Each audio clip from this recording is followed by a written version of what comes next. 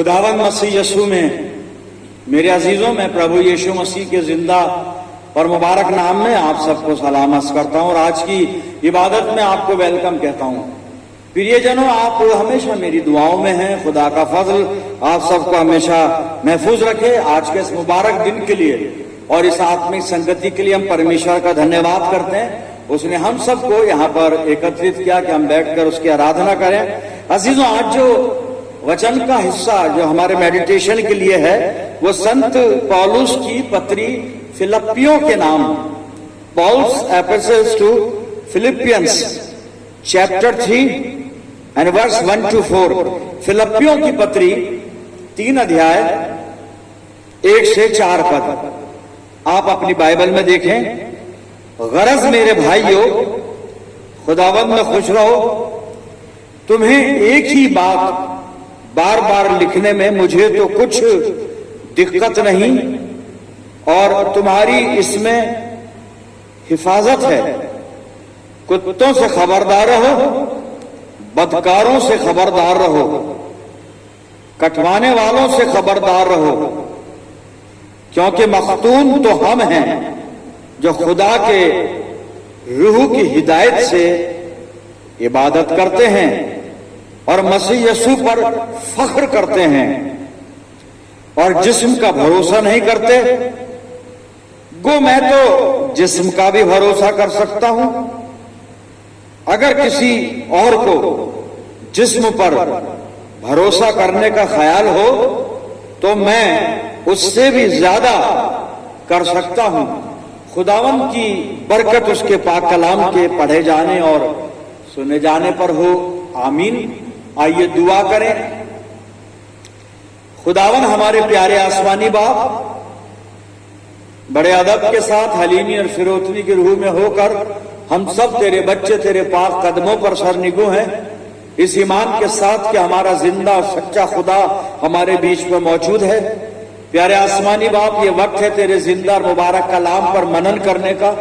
हम में से हर एक को पाक रूह का मसा अता फरमा कि हम पाक रूह की रहनुमाई में होकर तेरे पाक कलाम को और इसके भेदों को समझ सके।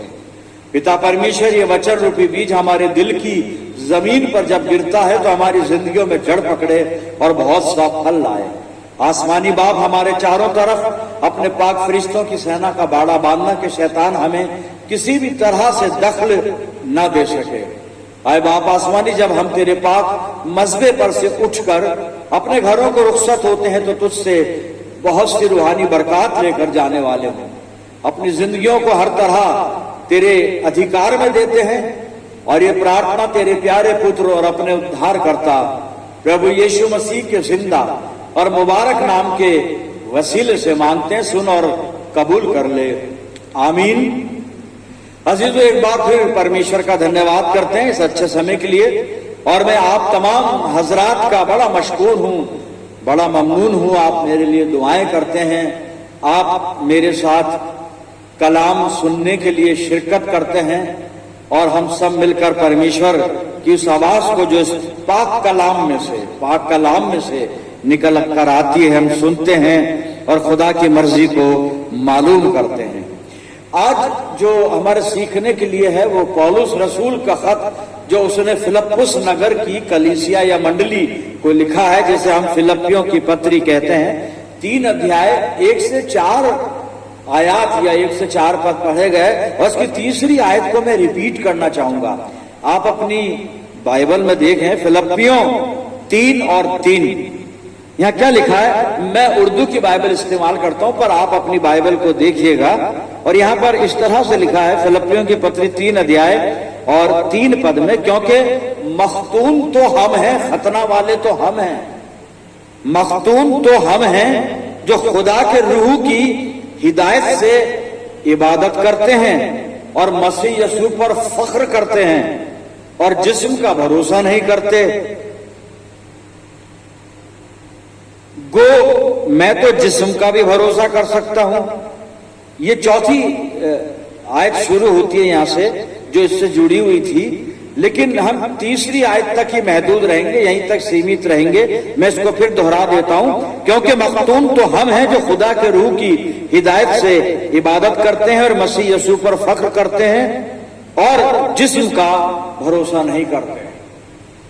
अजीजों, पौलुस के पास एक विषय है यहाँ पर, और उस विषय की गंभीरता को ध्यान में रखते हुए पौलुस ने ये फिलिप्पुस नगर की कलीसिया को ये खत लिखा है। अगर मैं ये जो आयत मैंने दोहराई है जिस पर अपन बात कर रहे हैं, फिलिपियों 3:3, इसको मैं इंग्लिश में पढ़ दूं तो अच्छा रहेगा बहुत से लोगों के लिए।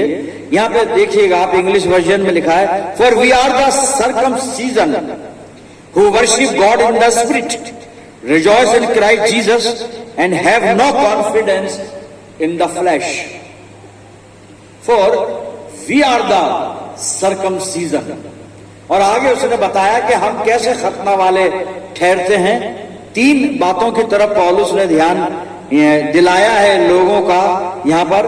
वो पहली बात बताता क्या, खतना वाले हम हैं। अच्छा, विषय क्या चल रहा है यहाँ पे? विषय ये चल रहा है कि कलीसिया में कुछ लोग हैं जो खतने को बहुत जरूरी समझ रहे हैं, क्योंकि ये ज्यूज बैकग्राउंड से आए हुए लोग हैं, यहूदी लोग हैं, इनका खतना हुआ है और व्यवस्था इनके दिमाग में है, दिमाग में क्या दिलों पर भी छाई हुई है, और ये अपनी उस पुरानी प्रैक्टिस को अब खुदावंद मसीह यीशु की मंडली में इसको अप्लाई करना चाहते हैं, इसको लागू करना चाहते हैं। और ये कुछ लोगों को जो खतनाहीन लोग हैं ना, उनको ये कंपेल करते हैं कि भाई आप भी खतना कराओ।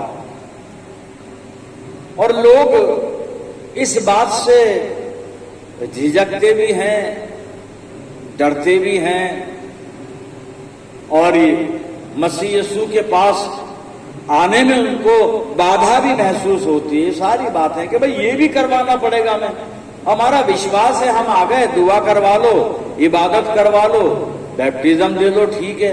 अब आप ये इस तरह से सर्कमसीजन की जो बात कर रहे हैं, सर्कमसाइज हमें आप करना चाह रहे हैं, तो इससे गुरेज कर रहे हैं लोग, बचना चाह रहे हैं इससे। लेकिन ये कुछ लोग ऐसे हैं जो लोगों को गुमराह करना चाहते हैं कि नहीं साहब, आपको खतना तो करवाना पड़ेगा, खतना बहुत जरूरी है। और ये लोग ये बताना चाह रहे हैं कि बिना खतने के नजात नहीं है, बिना खतने के इबादत नहीं है। और पौलुस इनकी इस गलत बात को जानकर, मालूम करके, और फिर ये खत लिख रहा है कलीसिया को और बता रहा है कि लोगों से खबरदार रहो जो ये काम करते हैं। बहुत कुछ लिखा है ना, मैंने पढ़ दिया था, मैं इसको दोहराऊंगा नहीं। आप खबरदार रहिए इन लोगों से। ये लोग वो हैं जो गुमराह करते हैं, आप इनसे खबरदार रहें, इनसे सावधान रहें। क्योंकि बात अगर खतने की है तो पौलुस कहता है खतना वाले तो हम हैं, for we are the circumcision, हम हैं खतना वाले। और वो 3 लॉजिक देता है, 3 दलील देता है खतना वाले हम कैसे हैं। पौलुस जो बता रहा है, कहता है पहली बात, हम परमेश्वर की पवित्र आत्मा की अगुवाई में इबादत करते हैं, उपासना करते हैं, वर्शिप करते हैं, इसलिए हम खतना वाले हुए। हमारा शारीरिक खतना नहीं हुआ है, लेकिन आत्मिक खतना हमारा हुआ है। आत्मिक खतना तो हुआ है। और उसकी 3 जो दलील दे रहा है, पहली कि हम परमेश्वर की पवित्र आत्मा की अगुवाई में उपासना करते हैं। दूसरी बात बताता है कि हम प्रभु यीशु मसीह पर घमंड करते हैं। ये जो लोग इस तरह की बात कर रहे हैं ना, नेगेटिव, ये वो लोग हैं जो व्यवस्था पर घमंड करते हैं। और पौलुस बता रहा है कि उद्धार व्यवस्था से नहीं, उद्धार प्रभु यीशु मसीह के द्वारा है, प्रभु यीशु मसीह के वसीले से है। अब रही बात घमंड करने की, तो पौलुस कहता है कि हम यीशु मसीह पर घमंड करते हैं। दूसरी बात उसने बताई कि हम है खतना वाले जो पाक रूह की रहनुमाई में इबादत करते हैं, खुदावंद मसीह यीशु पर फख्र करते हैं, घमंड यानी बोस्ट करते हैं। और तीसरी बात वो बता रहा है, क्या बता रहा है वो, कि हम शरीर पर भरोसा नहीं रखते, no confidence in the flesh, शरीर पर भरोसा नहीं रखते। शरीर पर मतलब वही बात खतने की आ गई। भाई खतना जो विधि है वो एक शारीरिक प्रक्रिया है। खतना शारीरिक धार्मिक प्रक्रिया है धार्मिक, बिल्कुल सही बात है, पर किसके लिए है? तो शारीरिक प्रक्रिया से उद्धार नहीं होता ना। उद्धार का ताल्लुक तो रूह से है, आत्मा से है।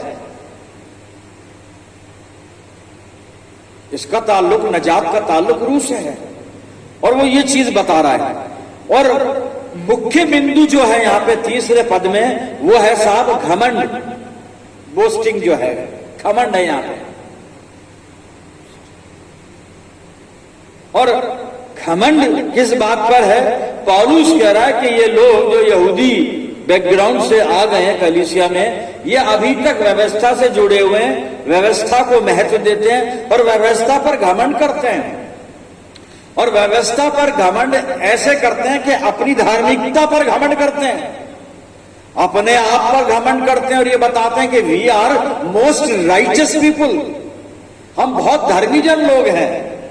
तो पौलुस कह रहा है कि अगर घमंड की बात ये लोग करते हैं, ये अपने पे घमंड करते हैं, और अपने पे घमंड इनका क्या है कि शरीर की प्रक्रिया पे घमंड करते हैं, दुनियावी बातों पे घमंड करते हैं, तो वो चौथे पद में कह रहा है कि गो मैं तो जिस्म का भी भरोसा कर सकता हूं, और मैं यहां भी घमंड कर सकता हूं, क्योंकि मैं शारीरिक रीति से भी इनसे बहुत आगे हूं। और फिर उसने आगे चलकर, आप जब पढ़ेंगे ना, बाद में घर पे पढ़िएगा, तो वो बताता है अपनी जिस्मानी स्थिति को बताता है, वो अपनी दुनियावी पोजीशन या स्टेटस को बताता है, वो सब लिख रहा है वहां पर, सब कुछ लिख रहा है वहां पर। और 5वें पद में आप पढ़ेंगे ना, वो बता रहा है 8वें दिन मेरा भी खतना हुआ। भाई ये खतना की बात करते हैं, खतने पे घमंड करते हैं, तो मेरा भी हुआ। और अगर इसके घमंड की बात है तो मेरा हुआ ना 8वें दिन खतना है। फिर आगे चल के कहता है इस्राएल की कौम से हूं मैं। अगर ये जाति की बात करते हैं, मैं इसराइलियों का इसराइली हूं और बेंजामिन के गोत्र से हूं। मेरा जो वंश, मेरा जो कबीला है वो बेंजामिन है, और इब्रानियों का इब्रानी हूं मैं, इब्री हूं मैं। अगर ये कहते हैं कि हम इब्रानी, मैं भी इब्री हूं। और फिर कहता है कि मैं व्यवस्था के एतबार से मैं फरीसी हूं, मैं व्यवस्था का जानकार हूं, एक्सपर्ट ऑफ लॉ हूं, मैं सब कुछ जानता हूं मैं। और आगे बहुत सारी उसने बातें लिखी हैं, पर वो कहता है मैं इन सब चीजों पर घमंड नहीं करता, इन सब चीजों को मैंने कूड़ा समझा, कचरा समझा, ताकि प्रभु यीशु मसीह की उत्तमता की पहचान तक पहुंच जाऊं, यीशु मसीह को जानने लगूं। That's all. पौलुस कहता है मेरा जो टारगेट है, मेरा जो लक्ष्य है, वो खुदावंद मसीह यीशु है। बात घमंड की नहीं है। यहां पे ये लोग घमंड कर रहे हैं मेरे जीनों। और पौलुस ये भी बता रहा है इंसान घमंड ना करे अपने पर, अपनी धार्मिकता पर घमंड ना करे। वो परमेश्वर को जानता है, इस बात पर ही केवल घमंड करे तो अच्छा है। आगे मैं एक रेफरेंस भी आपको बता दूंगा। लेकिन वो इस बात पर घमंड ना करे कि साहब मैं बहुत धर्मी हूं, मेरे को बहुत व्यवस्था याद है, मैं व्यवस्था का जानकार हूं, स्पेशलिस्ट ऑफ लॉ हूं मैं। इस बात पर घमंड ना करे कोई। दाऊद ने अपने इस घमंड के बारे में कुछ लिखा है, मैं पढ़ने जा रहा हूं। और भजन संहिता की पुस्तक मैंने खोल लिए और 3रा अध्याय निकाला है, भजन संहिता 30 साम 30, और मैं 6 पद पढ़ रहा हूं। यहां पे लिखा है, मैंने तो, दाऊद कह रहा है, मैंने तो अपने चैन के समय कहा था कि मैं कभी नहीं टलने का। दाऊद कंफर्टेबल है चैन में। मैं ये रेफरेंस बहुत पहले दे चुका हूं, लेकिन रेलेवेंट था तो आज फिर लेकर आया हूं। दाऊद बड़ा कंफर्टेबल है। दाऊद खुदा को जानता है, इसमें कोई शक नहीं है, हम मान रहे हैं। दाऊद प्रभु का जन है, कोई शक नहीं है। लेकिन अभी अपने आप पे थोड़ा फख्र करने लगा है। अब चैन में, आराम में, आशीष में है, तो ये सोच रहा है अब मैं तो बिल्कुल स्टेबल हूं, मैं बिल्कुल स्थिर हो गया, अब मैं टलने का नहीं, अब मुझे कुछ नहीं होता, अब मुझे कुछ नहीं। गुरूर आ गया, घमंड आ गया। दाऊद है घमंड कर रहा है, कह रहा चैन के समय मैंने कहा था। या यूं कह लें गवाही दे रहा है, अपनी गवाही दे रहा है कि जब मैं चैन में था, आराम में था, सुख में था, संतुष्ट था, तो मैंने कहा था मैं टलने का नहीं, मुझे कुछ नहीं होगा, मैं बिल्कुल सही हूं, ठीक हूं, अच्छा हूं, बढ़िया हूं, वगैरह वगैरह। लेकिन उसके बाद ही सुनिए 7 और 9 पद में क्या कहता है, हे यहोवा अपनी प्रसन्नता से तूने मेरे पहाड़ को दृढ़ और स्थिर किया था। अभी वही बात चल रही, मैं था, अच्छा था, सब कुछ ठीक था। हे यहोवा मैंने तुझी को पुकारा, जी नहीं, 7 पद में फिर से पढ़ना चाहूंगा। हे यहोवा, अपनी प्रसन्नता से तूने मेरे पहाड़ को दृढ़ और स्थिर किया था। अब आगे देखिए यू टर्न आता है, जब तूने अपना मुख फेर लिया तब मैं घबरा गया। अभी तक तो चैन में था, अभी तक आराम में था, खुशी में था, पूरी तरह कंफर्टेबल था, बिल्कुल। लेकिन अब खुदा ने जैसे मुंह फेरा ना, और खुदा जब मुंह फेर लेता है, अपना चेहरा फेर लेता है, आदमी हिल जाता है साहब। वो स्थिति दाऊद की हो रही है। जब तूने अपना मुख फेर लिया तब मैं घबरा गया। अब 8वां पद सुनिए, जब मैं कब्र में चला जाऊंगा तब मेरे लहू से क्या लाभ होगा? क्या मिट्टी तेरा धन्यवाद कर सकती है? क्या वो तेरी सच्चाई का प्रचार कर सकती है? अब कब्र तक ख्याल आ गया इसको, कब्र का भी ख्याल आ गया।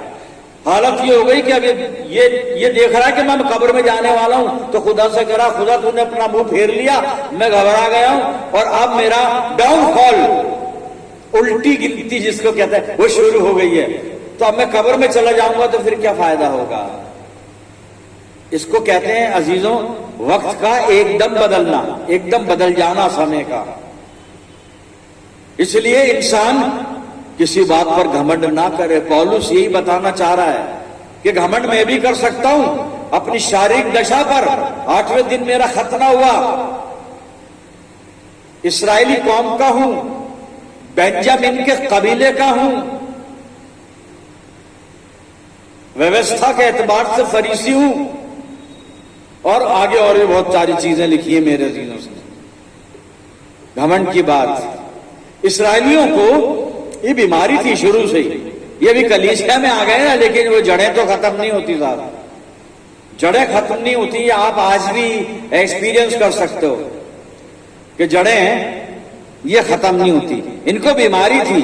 अब ये आ तो गए थे यहूदी लोग कलीसिया में, प्रभु यीशु मसीह के झुंड में आ गए थे, मंडली में आ गए थे, बिलीवर्स कहलाने लगे थे, है ना, मसीही कहलाने लगे थे, लेकिन वो जड़ें जो है अभी वो खत्म नहीं होती। तो ये जड़ें कहां नजर आती है? इस्राएलियों के अंदर ये बीमारी थी, अपने आप में घमंड बहुत करते थे। मैं आमोस की किताब खोले हुए हूं उस समय, आमोस की मैंने किताब खोल लिए और 6 अध्याय मेरे सामने हैं और 13 पद सुनिए। तुम ऐसी वस्तु के कारण आनंद करते हो जो व्यर्थ है। ये कौम यही करती थी, और खुदा कह रहा है कि तुम ऐसी वस्तु के कारण आनंद करते हो जो व्यर्थ है। आनंद यानी घमंड। मैं जानता हूं अजीजों, आनंद का अनुवाद खुशी है, प्रसन्नता है, लेकिन यहां पर जो आनंद की बात लिखी है वो घमंड से है। क्योंकि जब मैं इंग्लिश वर्जन में फिलिपियों 3 और 3 में पढ़ रहा था, उसमें घमंड की जगह रिजॉइस आया है, आनंद आया है उसमें। किंग जेम्स वर्जन बाइबल में से मैं पढ़ रहा था, उसमें घमंड की जगह रिजॉइस आया है। यहां पे घमंड की जगह आनंद आ गया। खैर ये तो भाषा की बात है हम, लेकिन अगर वो आनंद भी कर रहे हैं तो जो आनंद करेगा उसको तो घमंड तो हो गई। आनंद में घमंड भी तो शामिल होता है। आनंद होता ही तब है जब आदमी के पास गुरूर है, चैन है, सुकून है, ये सब कुछ। तो यहां पर खुदा इस्राएलियों से बात कर रहा है, तुम ऐसी वस्तु के कारण आनंद करते हो जो व्यर्थ है, और कहते हो क्या हम अपने ही बल से सामर्थी नहीं हो गए? ये इस्राएली सोच रहे हैं कि हम अपने बल से सामर्थी हो गए हैं। अब 14 का सुनिए, इस कारण सेनाओं के परमेश्वर यहोवा की ये वाणी है, हे इस्राएल के घराने, देख मैं तुम्हारे विरुद्ध एक ऐसी जाति खड़ी करूंगा जो हमात की घाटी से लेकर अराबा की घाटी तक, अराबा की नदी तक तुमको संकट में डालेगी। अराबा की नदी तक तुमको संकट में डालेगी। घमंड टूट रहा है यहाँ पे, घमंड चूर चूर हो रहा है साहब यहाँ पर, क्योंकि ये लोग घमंड किया करते थे।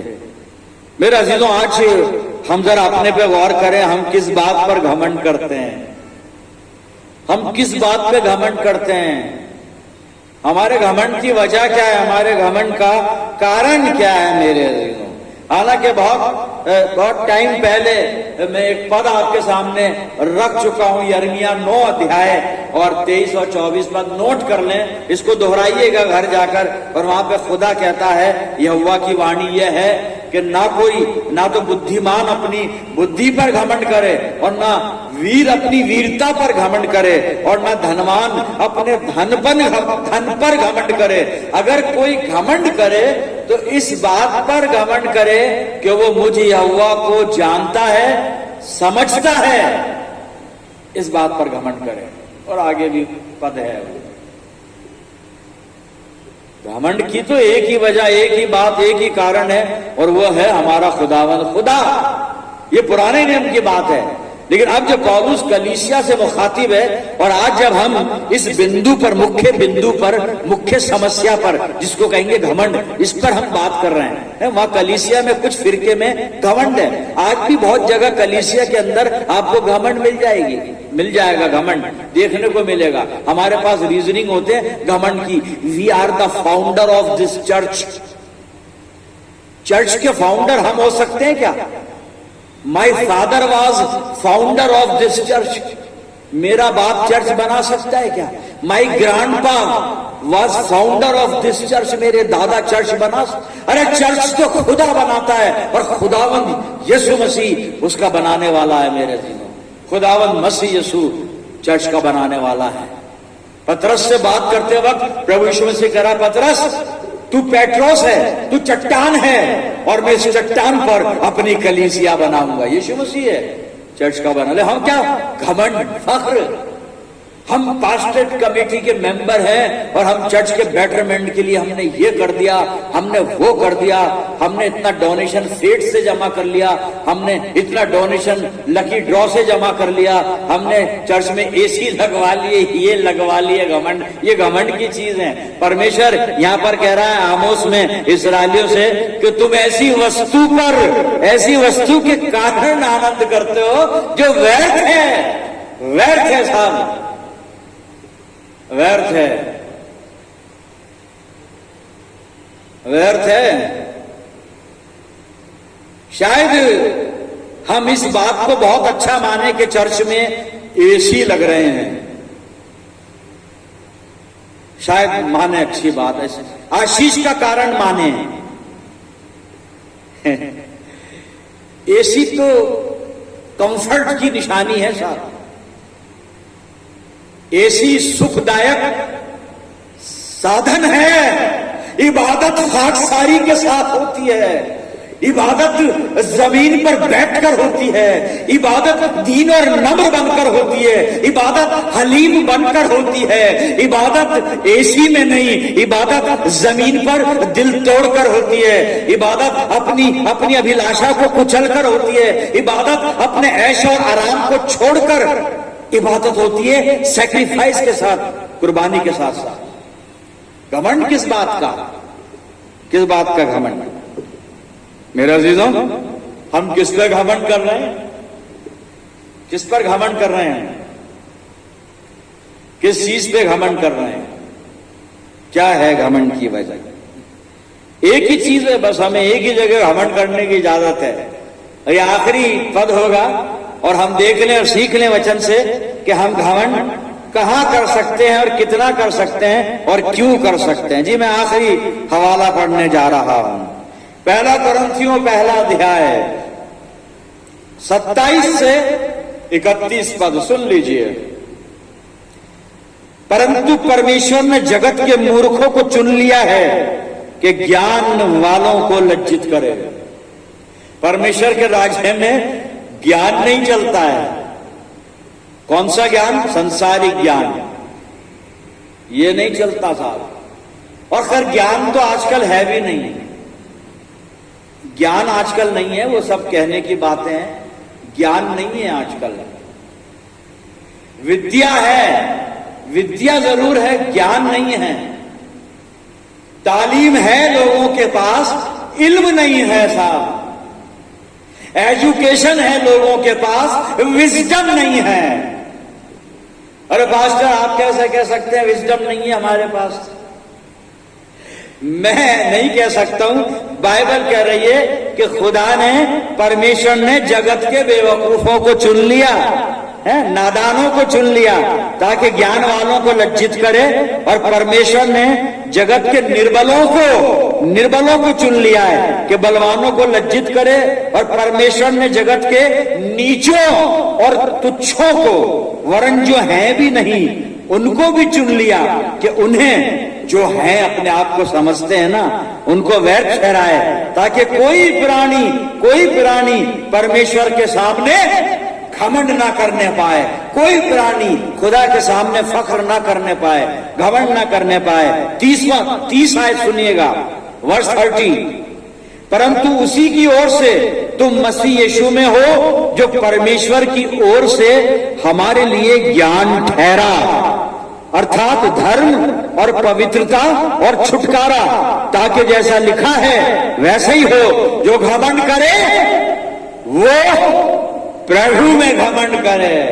अब जो घमंड करे, नया नियम कह रहा है, वहां यहोवा कह रहा है कि अगर कोई घमंड करे तो इस बात पर घमंड करे जो मुझे जानता समझता है। अब यहाँ पौलुस पवित्र आत्मा की अगुवाई में लिखता है, 1 कोरिन्थियों 1 अध्याय 31 पद में, कि क्या लिखा है कि जो घमंड करे वो प्रभु में, प्रभु यीशु मसीह में घमंड करे, प्रभु यीशु मसीह पर घमंड करे, प्रभु यीशु मसीह के कारण घमंड करे, प्रभु यीशु मसीह की वजह से उसने मुझे जिंदगी दी है, उसने मुझे नजात दी है, उसने मुझे बरकत दी है, उसने मुझे अपने पास रखा है, अपनी फेलोशिप में, अपनी संगति में। ये है मेरे अजीजों हमारे घमंड का कारण। हम अपने आप को टटोलें, हमारे घमंड की वजह क्या है। बाइबल ने आज बताया कि अगर हम घमंड करें तो सिर्फ प्रभु यीशु मसीह पर, सिर्फ प्रभु यीशु मसीह पर घमंड करें, और खुदा बाप करे कि पवित्र आत्मा हमको ऐसी अगुवाई दे कि हम अपने मसीह यीशु पर, केवल मसीह यीशु पर घमंड करें। आइए अपने उसी प्रभु यीशु मसीह के पास चलें जिस पर हम घमंड कर सकते हैं, और उससे बात करें, दुआ करें। खुदावन हमारे प्यारे आसमानी बाप,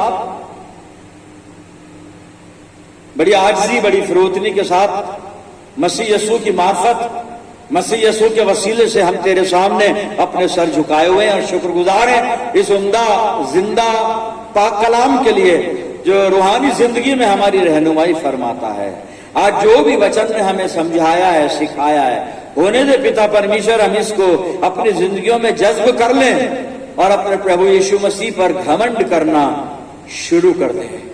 खुदा बाप, जितने लोग इस दुआ में मेरे साथ जुड़े हुए हैं, मैं इन सब अजीजों के लिए दुआ करता हूं कि तेरी शफकत, रहमत और बरकत का साया हमेशा हमेशा इन अजीजों पर बरकरार रहे।